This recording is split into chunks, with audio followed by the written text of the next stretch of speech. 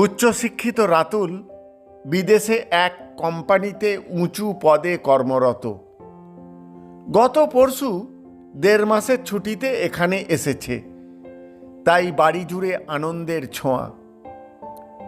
রাতুলের আগমনের খুশিতে আজ একটা ঘরোয়া অনুষ্ঠানের আয়োজন করা হয়েছে। আত্মীয় স্বজন অনেকেই এসেছে।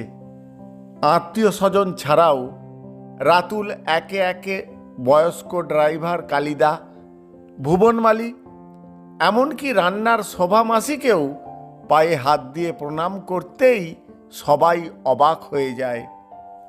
ভাইপোকে ডেকে পিঠ চাপড়ে সস্নেহে জ্যাঠামশাই শুধু বললেন, রাতুল, আমি খুব গর্বিত হলাম এই দেখে যে তুমি শুধু পুঁথিগত শিক্ষাই নয়, জীবনের প্রকৃত শিক্ষায় আলোকিত হতে পেরেছ। পেশা যাই হোক, বয়স্ক মানুষদের যথাযোগ্য মর্যাদা দেয়াই প্রকৃত শিক্ষা। তুমি সংকীর্ণ মানসিকতার বেড়াজাল ছিঁড়ে মুক্ত হতে পেরেছ।